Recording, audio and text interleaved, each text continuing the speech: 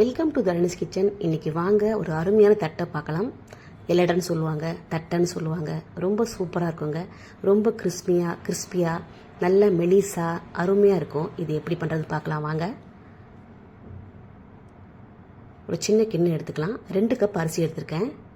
இதை நல்லா ஊற வச்சு கழுவி நல்லா வடித்து வச்சுக்கலாம். தண்ணி இல்லாமல்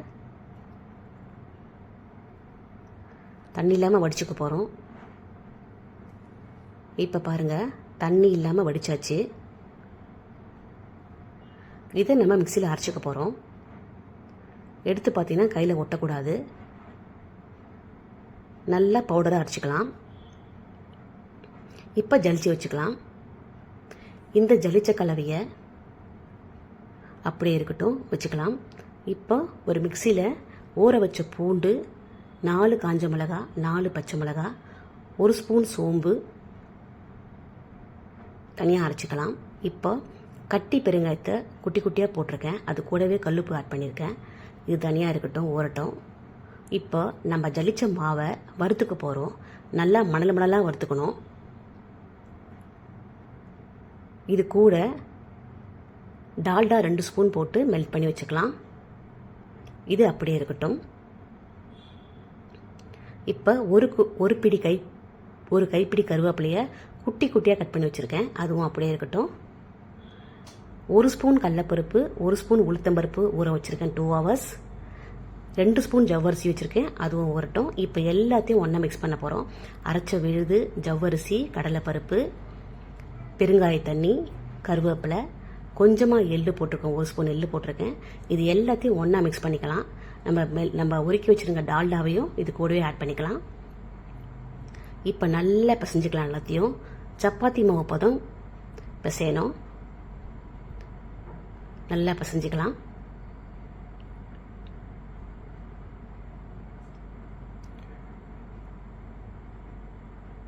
ஒட்டாமல் இருக்கணும். தண்ணியாக இருக்கக்கூடாது, அதே சமயம் கட்டியாக இருக்கக்கூடாது. மாவு கரெக்டான கன்சிஸ்டன்சி இருக்கணும். இப்போ பாருங்கள், இந்த பதம் இருக்கணும். இப்போ குட்டி குட்டி உருண்டையாக பிடிச்சிக்கலாம். இந்த குட்டி உருண்டைகளை பூரி ப்ரெஸ் பண்ணுறதுல வச்சு ஒரு பிளாஸ்டிக் பேப்பர் வச்சுருக்கேன். நல்லா எண்ணெய் பூசிக்கலாம். அப்போ தான் ஒட்டாமல் வரும்.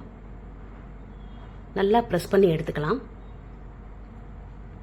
இந்த மாதிரி 1 by 1 எல்லாத்தையுமே போட்டுக்கலாம். இது 10 நிமிஷம் அப்படியே இருக்கணுங்க. உடனே எடுத்தீங்கன்னா எல்லோட உடையும். ஸோ 10 நிமிஷம் அப்படியே ட்ரை ஆகட்டும். ஃபேனில் இருக்கக்கூடாது, சும்மா காத்தாட்டினா போதும்.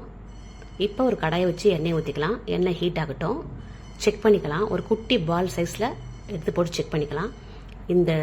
இந்த உருண்டை எழும்பி வரணும். அப்போ ரெடி ஆயிடுச்சுன்னு அர்த்தம்.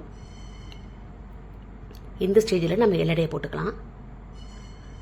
பக்குவமாக எடுத்து 1 by 1 போடுங்க. ஜல்லிக்கட்டு இது மாதிரி வச்சுக்கோங்க.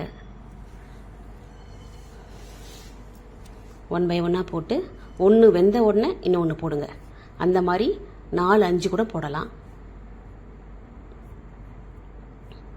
இப்போ திருப்பி விட்டுக்கலாம். நல்லா வேகட்டும்.